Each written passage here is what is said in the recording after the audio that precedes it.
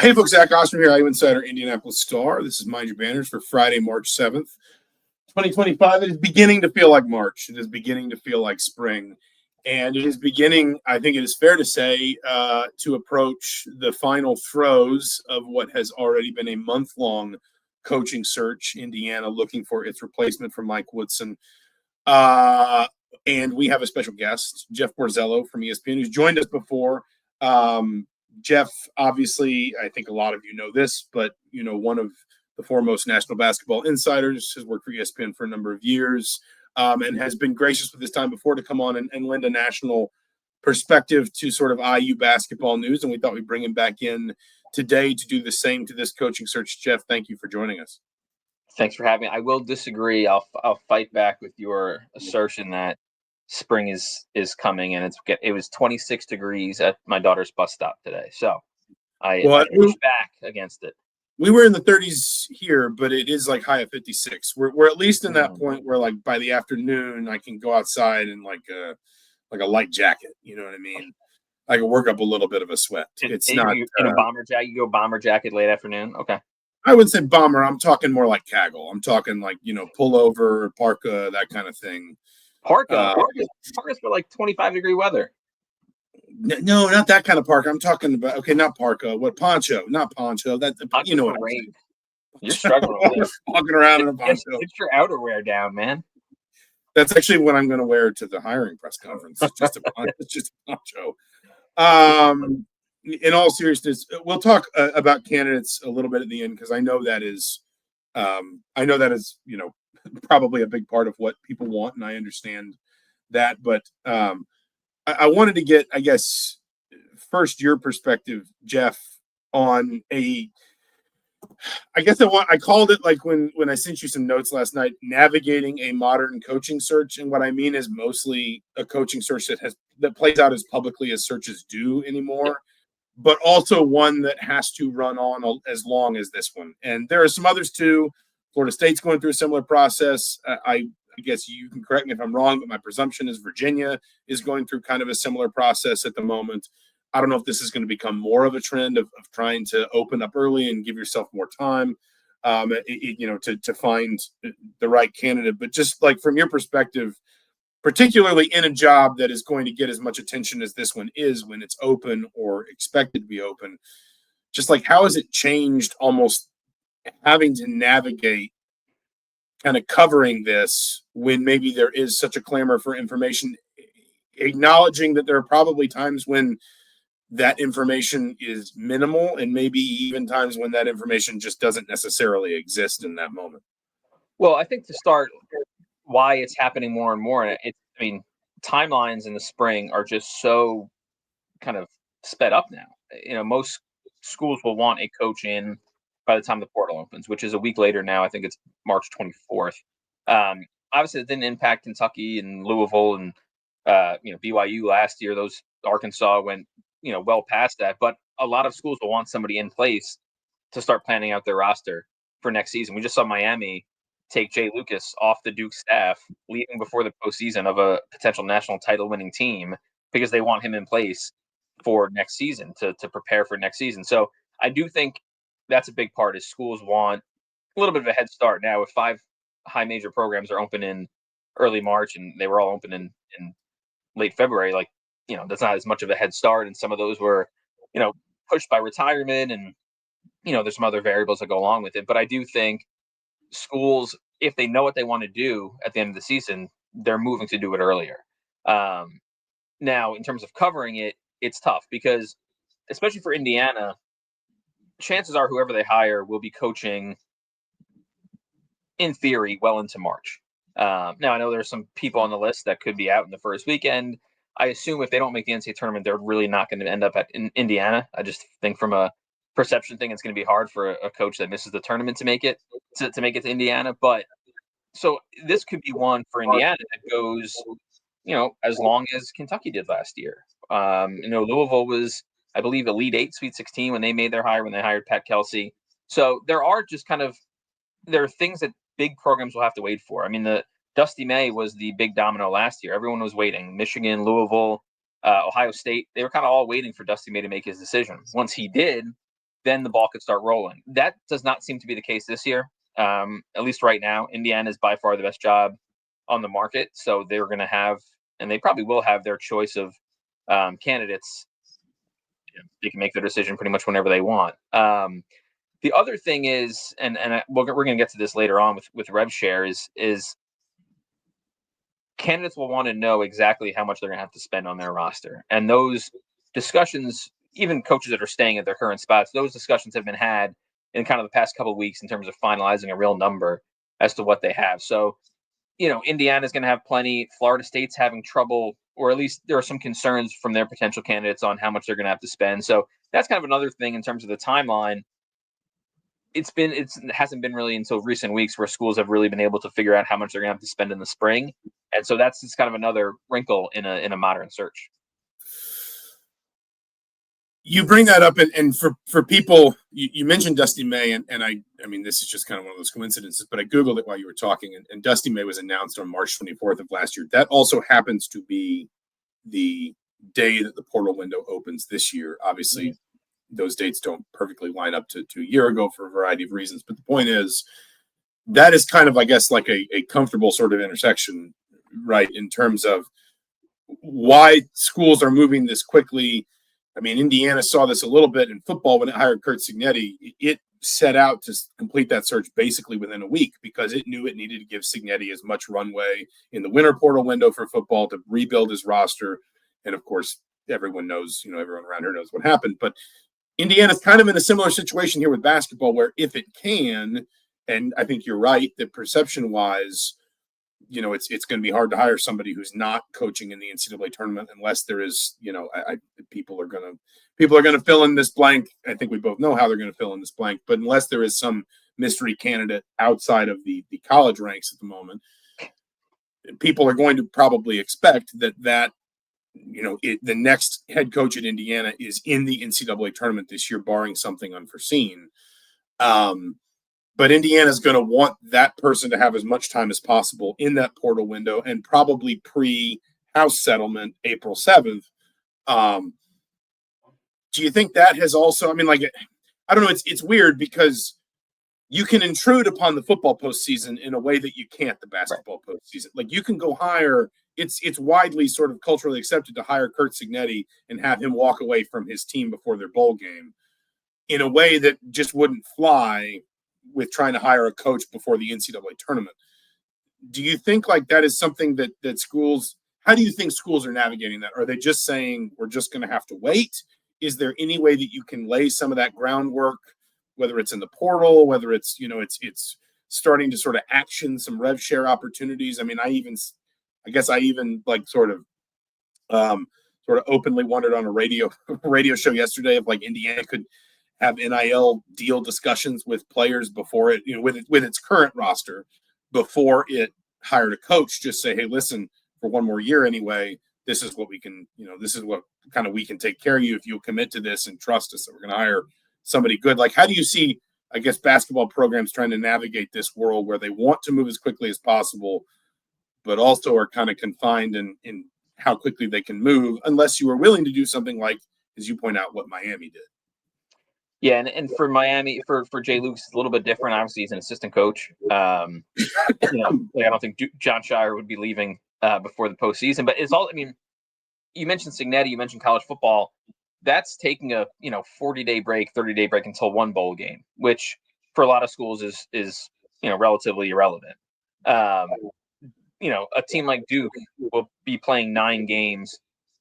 In theory, they'll be playing 9 games in the next 27 days or something like that. It's just a totally different deal. But to your question, they kind of just have to wait. I think part of it is I'm not going to name any name, but if they hire a coach that ends up coaching the Final Four, it's going to be really hard for him to have real conversations with Indiana's current players. Just because the more people he tells, the quicker it gets out, and then suddenly it's a distraction. He's not going to want that. It's just going to be a mess. There could be some sort of, hey, we spoke to, the 6 players that could return next season. 3 of them want to leave regardless. Here's the 3 that we have coming back. and then you can kind of lay a little bit of the groundwork, but it's really hard. And I'm trying to think back to the Kentucky and the Arkansas. I mean, Kentucky had to get 13, I think, new players last year. Arkansas had to get 12, and then they ended up getting 8, which is a whole different conversation. Louisville started from scratch. BYU, I think they got 8 new players at that point. So there is a chance that Indiana's just gonna have to wait, and they're gonna end up making their hire after the portal opens. The entire roster could leave, I guess, in theory, and then whoever takes over says, "Hey, I need to get 10 new players." The thing is, even if players from Indiana enter the portal, they can come back. If the new coach wants them, they can come back. And there's a handful of kids will commit in that first week. If Indiana doesn't have a coach by then, there's going to be kids that commit and they're going to miss out on them. There's going to be a ton of kids still in the portal for him to get whoever the coach is. If he coaches until late April, there's still going to be enough players in the portal that he can go build a very good roster, especially with the money that Indiana is perceived to have moving forward. I don't think it's going to be a huge issue to build a roster. Now, in terms of keeping guys, that could be different because I think players are going to want to get in the portal as soon as they can. But again, if they're in the portal for a week, they make their hire and they say, "Oh, I want to go play for that guy," they could just pull out if the coach still wants them. So I don't really see it as a huge issue.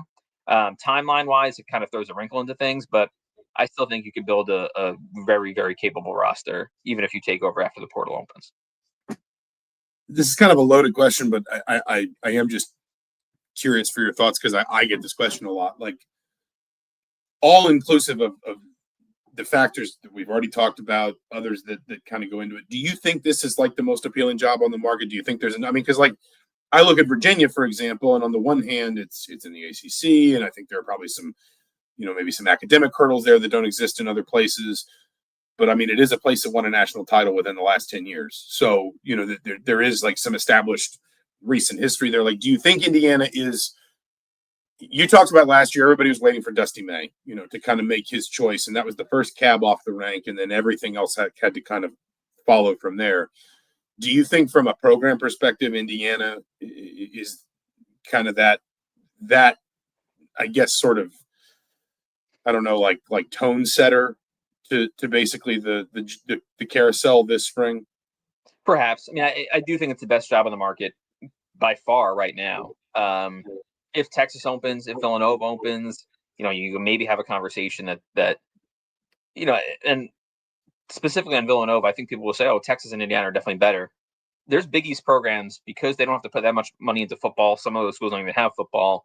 Some of those basketball programs will have $6, $7, $8, $9 million to spend on their roster. Yeah, I'm curious. Do you have because this is something I've talked to Big Ten coaches about that they just don't know what, and I'm sure not all of them will because they don't have football, which means that they don't have football revenue, but also football expenses. I'm sure at least some of them will, right? That some Big East schools are going to have double the salary cap basically. Oh, yeah. There's a bunch of schools in that league. St. John's, UConn, Villanova, Georgetown, Xavier and Creighton aren't going to be hurting for money. Some of those schools will have upwards of $7, $8 million to spend on a roster. And, there are going to be Big Ten schools that can't touch that. Indiana, should be able to get there between revenue, rev share, NIL, whatever. The expectation is they were up there this past year. They'll probably be up there moving forward. But I do think Big East jobs, especially at the top of the league, are going to be more desired than people think. But I still think Indiana is the most attractive job just because of, what we just mentioned, rev share, NIL. It's a historic program, basketball first. And there are some coaches that will not want to be at a place that lives and dies with every basketball result. But for a lot of coaches, it's still one of the premier jobs, premier programs, best programs of all time, blue blood, whatever. And that still carries weight with a lot of people. And so it's the best job by far available right now. And I still think it's going to be, even if Texas or Villanova or whatever else opens. Do you think, I guess this is a fascinating philosophical discussion. We don't have to spend too much time on it, but I am interested because there's such a dynamic in football now of, if you can, you have to find your way into the Big Ten or the SEC. And if you find your way into the Big Ten or the SEC, you don't leave.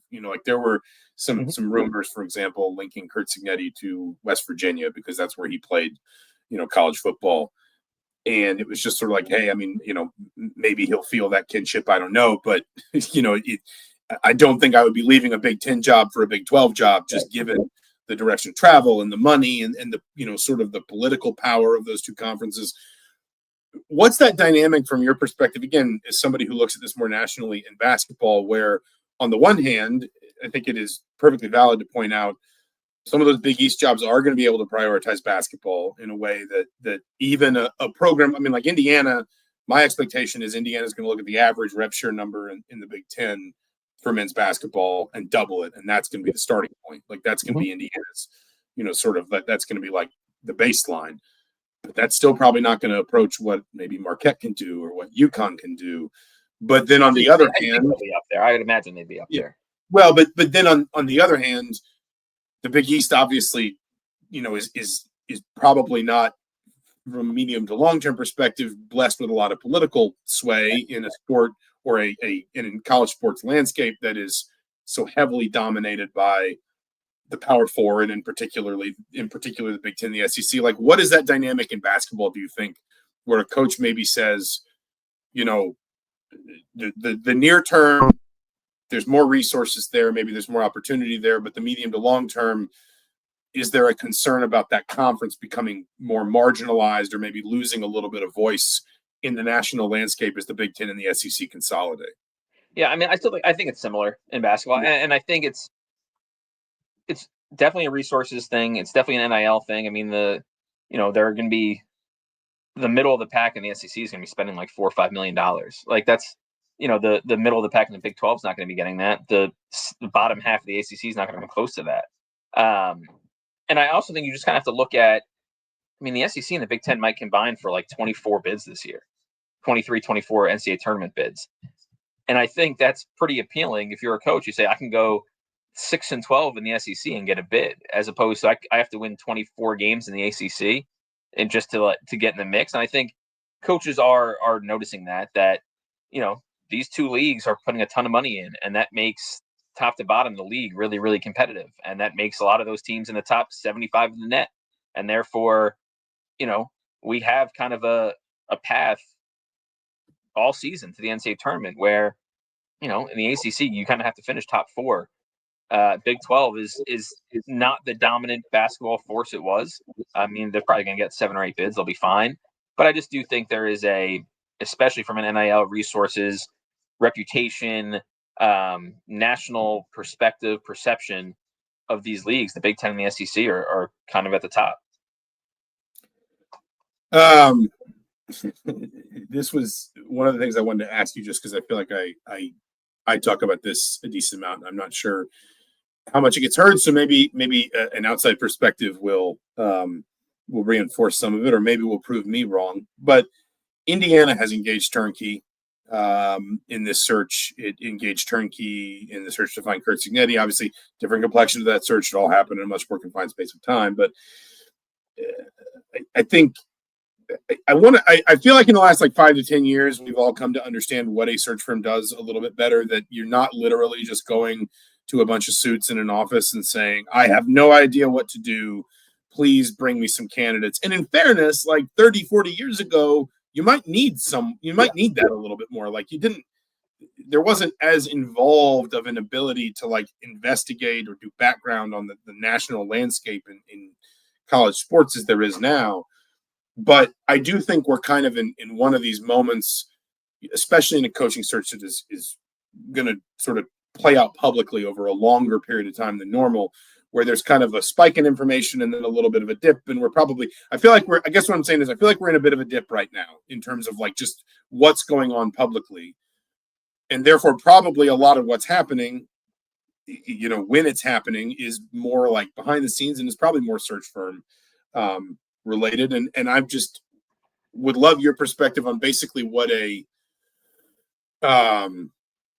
what a search firm is doing at this step in the process, what it can provide in terms of, sort of its all its different services to an athletics department or an athletics director in a search like this, and basically what you think it is, how from your perspective, not necessarily just specific to this search, but in the broader sort of hypothetical sense, how a search firm helps advance a coaching search, especially maybe one where the program, the department are trying to take advantage of the fact that they have a little bit more lead time here than they normally would. Yeah, I mean, so search firms kind of vary from job to job, really. They have become more prevalent in the last 5, 10 years or so, and some of that is they're hiring the university president, they're hiring the athletic director, and so there's kind of just a cycle of, well, we're going to hire them to get the athletic director. The athletic director says, I'm going to hire them to get my coaches, and there's kind of a political play there too. But in reality, I mean, they could do any number of things. A school could say, hey, we want X, Y, and Z in our next coach. The search firm can go, okay, well, here's a list of viable candidates that fit those criteria. They could say, we don't know what we want in our next guy. Can you come up with some candidates for us to look at? Or if you could say, hey, we're interested in these 7, 8 people. Can you vet them? Can you do background on them? Can you do some due diligence on them? And just kind of see what's going on there. They can talk to agents and see what the interest level is. It's just kind of a layer in between Scott Dolson and the candidate. Scott Dolson doesn't have to call up every agent and say, hey, is this guy interested? The search firm can do some of that legwork for him. And the other thing, I mean, again, I don't think Scott Dolson wants to be sitting around all day doing background checks and doing groundwork and talking to everybody around somebody for 15 candidates. So he just doesn't. I don't think anyone has the time to do that if you're running an entire athletic department. So it's just kind of in a lot of cases, it's a helping hand that can do background work and leg work and just kind of gauge interest. And in some cases they'll say, hey, here are the final 2. And then the athletic director chooses. And sometimes the search firm will have more of an influence in the decision. Some will have less and say, hey, here's 8 guys, good doing business with you. See you later. It's just, so it does vary from job to job. But I think in this case, it's a lot of groundwork, legwork, background stuff, due diligence, and just kind of a layer between Dolson and the search. Do you think I don't know if I can call it like the ecosystem. I'm not sure if that's quite the right word, but like the role of the search firm, I guess, within the process has refined over the years. I feel like you see, a little bit more crossover and, maybe also just, I mean, the more anybody does anything, the better they get at it generally. Right. So like, I guess I'm wondering how much is maybe the public's better understanding of the purpose of a search firm and how much is the sort of refinement of the search firm's own process, or the process that a search firm understands it needs to go through to do due diligence, backgrounding a candidate, or talking to agents, or building out profiles, or whatever. Like, it just, I guess, like, why do you think it is that it seems like we all have a better understanding than we did maybe 15, 20 years ago of why you would hire a search firm, what a search firm does, and the value of a search firm, essentially? Like, is it because the firm has become more refined, or the process, or just everybody understands it a little bit better? I think the understanding is better. And I think schools, universities, athletic directors, presidents want that sort of layer of kind of protection, between them and the search. Scott Dolson shouldn't know every single, viable mid-major coach in the country. Like, I don't imagine he's watching a ton of, Drake basketball all season, or Utah State basketball all season. And kind of don't expect him to. And so a search firm who has done dozens of searches at different layers of levels of basketball, they're just going to have a better kind of understanding of, who's next and who could be flying under the radar that an athletic director does not know about. So I just think they've become, as in a world where information gets out much easier and is more readily available, it's just another layer kind of privacy, of protection, between the decision maker and the search itself.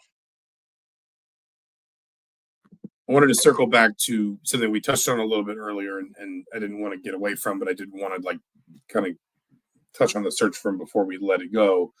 I think one of the things Indiana's hoping certainly is that whether it's in the way it appeals to candidates, whether it's in the way that it helps its next coach build its roster, whether it's in just the medium to long-term projection of Indiana basketball's next 10 years compared to its previous 10 years. I think Indiana is very hopeful that rev share plus NIL is, kind of changes some of the perception and then eventually some of the results for this program. And obviously there's been a lot of discussion of that this season, knowing how much, and the number varies a little bit, but I think we can all recognize Indiana, invested about as much into this roster as anybody else in the Big Ten, at least, probably a very competitive number nationally in NIL. Whether the fair market value thing holds up or not, I think Indiana's optimistic that between rev share and NIL, it's always going to be very competitive in sort of the financial space going forward in men's basketball. How do you think that changes, I guess, is what I'm asking, if at all, the perception of this job? Do you think this job was open in 2017, it was open in 2021. Do you think that the perception nationally of this job is different than it was in either of those two cycles at all because of revenue sharing? Yes. I mean, I think the revenue sharing plays a huge role in kind of the national perception of the job. And I think that in a world where everyone is going to, or every Power Five is seemingly going to have some sort of significant money to spend on a roster, and prices of players are going to be just inflated as a result. I mean, $1 million, I think there's probably something around $30 million players in college basketball this past season. If everyone suddenly has $4 or $5 million to spend, then there's going to be a lot more $1 million players. And if Indiana has, some of the most money in the country, it's just going to be that much easier to build a roster. Now that also adds to the pressure of it. And I think some people will see the, how things turn so quickly for Mike Woodson and for Archie before that. And just, maybe take a step back and say, if we don't go to the tournament the first 3 years, they're going to be calling for my head in year 4. Woodson went to 2 and then missed 1, and he was out by midseason basically. Now again, he retired, but there was hot seat speculation, toward the end of last season, and so there is a lot of pressure, and there's with the Indiana job period, and then when you are spending several $1 million on a roster, that pressure goes up, and so it does help. I think certain candidates will say, "Yeah, I really want this job. I'm no longer handcuffed by certain financial restraints. I'm going to have money to spend on to build a roster as I see fit, and I'm going to win in Indiana." And winning in Indiana is, for a lot of coaches, for most coaches, that's as good as winning anywhere in the country. You can win a national championship in Indiana. You can't necessarily do that everywhere. And again, the pressure is going to make some people a little cautious, but it's still one of the best jobs in the country. I mean, just you kind of throw out the names. If not for 8-figure buyouts that a lot of big programs have attached to their head coaches now, I mean, the candidate pool for Indiana would be, pretty large. It's just no one's really spending $12 to $15 million on a buyout, and schools have gotten smarter about tying up their coaches to their school long term, from a financial perspective. This kind of goes along, I guess it's a companion maybe to this discussion as it relates to Indiana, but what is your read on like essentially where rev share numbers are going to land? Because I think one thing Indiana's probably hopeful of, especially in the Big Ten, is that a lot of Big Ten peers divert a pretty heavy chunk of their money to football. Mm-hmm. And I think there's obviously a perception that the SEC will do the same. My sense is that just about everybody in the Power Four is going to be able to fully fund revenue sharing. Maybe they choose to do it different ways. Some do the extra scholarship money, whatever. But like that, everybody meets that 20.5 number initially. But it also occurs to me again, if we're talking about the medium to long term, if we're talking about 5 years, 8 years, 10 years, the revenue sharing number is probably going to keep going up, and it's probably going to keep going up because of the Big Ten and the SEC. So at some point, there might actually be a financial gap that grows, in terms of literally the money these departments can commit, even between the Big 12 and the ACC, not just between the Power Four and everybody else. Just kind of, I guess what I'm asking is, in these two big conferences in particular, do you think there are going to be more schools than people expect that put serious money into men's basketball, or do you think that maybe Indiana is going to be one of the few schools, I won't say few, but one of not as large of a number of schools as people might expect that commit a legitimate sort of number, rev share number, plus maybe, I guess, NIL, whatever that looks like going forward, to men's basketball alongside maybe your Kentuckys, your Purdue's, maybe your Michigan States, et cetera. Like, do you think more schools are going to stay serious in these two big conferences about men's basketball when there is such an obvious need to sort of, pump the blood flow into football and the revenue share? From everything I'm hearing, yes. I mean, I'll say, LSU, I'll use an example. I mean, Matt McMahon, there was some speculation he could be on the hot seat. He's expected to be back with a significant increase in NIL. I mean, there's some, unconfirmed that, they had, let's say around $2 million to spend on their roster this season. Now I'm hearing they're going to have between 4 and 5. And I think that's the case with a lot of bottom half schools financially in these two leagues. I mean, Minnesota, if Ben Johnson stays, the expectation is that he's going to have a sizable NIL increase. What does that look like exactly in terms of numbers? I don't know. But I do think the goal for most of these schools, and especially in these two leagues, is going to be, let's fund this right, especially for coaches who have been there 3-4 years, maybe on the hot seat. Let's give them a real run at this with real money to compete with the rest of the league. If they can't do it then we move on. But let's really run this back the right way and give them a legitimate chance to compete with the top half of the league. We'll round this off, I think, where everybody probably just wants it to go anyway. And I'm not asking for, predictions or things. We can, as you put it before we started, we can chop it up on names a little bit if you want. But I guess the way I wanted to frame it for you is like, what is a reasonable best case scenario in your mind for Indiana in terms of maybe not just candidate, but timeline? I've written about this before, but obviously the desire, if possible, to get the coming year's roster onto NIL deals before the House settlement, so those deals don't have to go through the NIL clearinghouse because that won't come into effect until the House settlement is approved. Obviously, as we've talked about, you're kind of at the mercy of NCAA tournament results in all likelihood there. But just kind of like, what do you think is a reasonable best case scenario for kind of Indiana in the way that this process concludes? Best case scenario would be something similar to what happened with Dusty May last year, where your top candidate or one of your top candidates gets knocked out in the first weekend of the tournament in a fashion where his reputation is not totally diminished. Much like May last year. I mean, nobody remembers what they did in the first weekend of the tournament last season. Do you remember? No, I just remember they didn't make it out of the first weekend. That's honestly all. What I'm saying. But it was not a incredibly damaging loss to his reputation. So best case scenario would be whoever their top guy is gets knocked out in the first weekend. They can announce him on, even if he gets knocked out on Saturday, he chooses, or the news breaks on Sunday that he's the next guy at Indiana. They announce it Monday or Tuesday.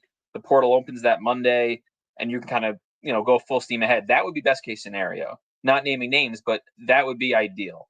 I don't know how realistic that is, but I think, depending on who loses in the first weekend, it could be realistic, more realistic than I think. And given the names that have kind of been bandied about the past few days, maybe it is more realistic than I thought. But that would be ideal, I think, for Indiana. I'm trying to remember so I'm looking back at Dayton's season ended on March 17th. In fact, in Indianapolis, of all places, in 2017. Indiana hired Archie Miller on March 27th, and I remember it all really took form that next weekend. I think Archie was actually with his family wherever Sean was, because I think Arizona was in the second weekend that year. And Archie was just kind of saying like, "Hey, I think I've got a shot at this Indiana job. Can we talk about it? Can I get your thoughts on it?" And it all kind of came together in the days sort of leading out of the second weekend of the tournament. Like, do you think? I mean, listen, different era of. No, I was going to say, like, especially given, not just that you've had all this lead time or that you have a search firm or whatever, but also that, like, if you have gotten to a place where you've convinced a coach, he's your top target, he probably wants the job, the numbers line up, etc., that coach will have a vested interest in getting started in his new job as quickly as humanly possible as well. Do you think that kind of turnaround, maybe not necessarily like they lose on Saturday night and they're in Bloomington on Sunday morning, but that we can be talking, 72 hours rather than 7 days, if everything is kind of lined up, that's a reasonable sort of, again, let's say a coach loses on Saturday, that by Monday or Tuesday, Indiana's kind of full steam ahead? I think so. I mean, I'm just thinking back to recent timelines. So just to bring up Dusty May again, they lost in the first round to Northwestern last year. That was on, I want to say, Friday. Pretty sure news broke on Sunday that he was going to Michigan. So that was 48 hours. Jake Diebler had gotten the Ohio State job, I think, the night before. My guess is that, maybe word leaked out that Dusty was not going to go to Ohio State. Louisville took a few extra days, but zeroed in on Kelsey, I think, 4 days after that. But again, that was a different thing. You go back to Todd Golden and Matt McMahon, that whole cycle when, every mid-major coach in the South seemingly got an SEC job. I think Golden, the news broke when he was flying back from their losing in the first round to Murray State. McMahon, I know he lost in the second round, and I think the next day he had an interview with LSU or 2 days later. So that seems to be how it goes. If Indiana has laid the proper groundwork and made zeroed in on who they want, I think there's a very legitimate chance that it could be within 48. I mean, most coaches will not say I'm out 12 hours after losing, but I think 48, 72 hours is a really viable timeline. I'm not going to prompt you for a name, but I will end with this. Like, what's your best guess of, I guess, the profile that Indiana hires from? So like, to give you the background on this, because we've written a fair amount about trying to overlay the Curt Cignetti sort of process on this process, because it's the same athletics director, and I think he would have taken some of the same steps.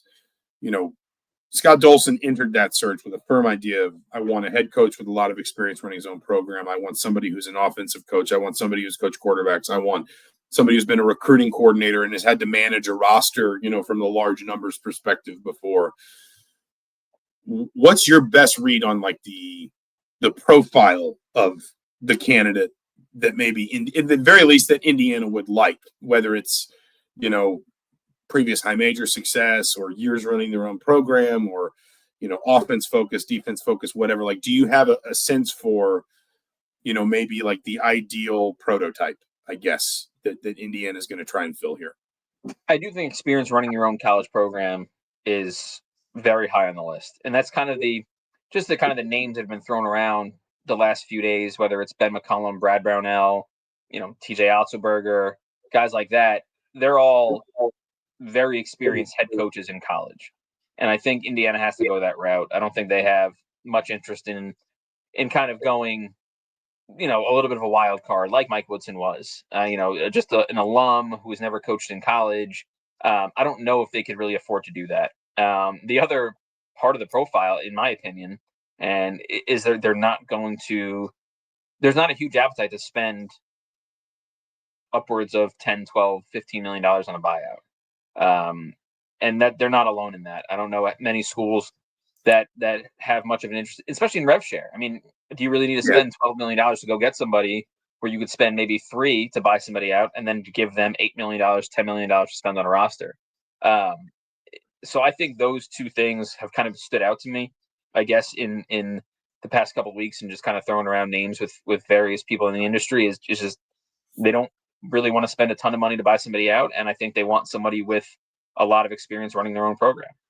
What is, just before we go, do you know what like the record number is for a buyout of a, because I can't find like a hard and fast, but I don't think I'm not sure it's 5 million. So I've tried to figure this out. I think I don't know, and I've spent more time than I should trying to figure this out. There's a lot of people think Ed Cooley going Providence to Georgetown was up there, but it's a private schools. So I don't know how much exactly it was, but various people think that maybe if not the most was pretty high up there in terms of buyout. There's even in football. I mean, even with the infinite amount of money that football has, there haven't been a ton of 8-figure buyouts paid. I mean, like DeBoer going to Alabama, I'm pretty sure was, but there have not been, there's not dozens every year where guys are bouncing for 12 to 15, $20 million. It just doesn't happen.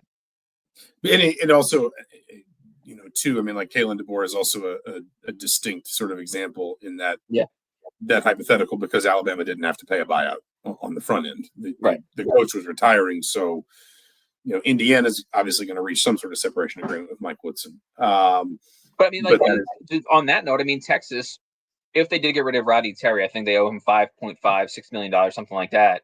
You pay that. Then if in theory, if they were going to spend $10 million, that's 16 plus the taxes on the buyout. You're already up at 20 plus you're probably paying your next guy $6 million. Like you're talking $25-30 million before the guy's even coached a game. And that's just not something programs, athletic departments want to do in a rev share era. No, that makes sense. He's Borzello. He's Jeff Borzello. He's Jeff Borzello. Thank you so much, Jeff, for joining us. This has been Mind Your Banners for March 7th, 2025. We'll be back next week just to prime Indiana's position, obviously ahead of the Big Ten tournament. Big game. We didn't get into it today, but a big game against Ohio State on Saturday. Maybe something of not a bubble elimination game in terms of the loser is out of the tournament, but maybe the winner is in the tournament. That's my read on it. With Ohio State on Saturday in Bloomington. So we'll probably even do a live post-game podcast after that, and then we'll be back next week. But between now and then, for the Indianapolis Star, I'm Zach Osterman. This has been Mind Your Banners. Thank you so much for listening. We'll talk to you soon.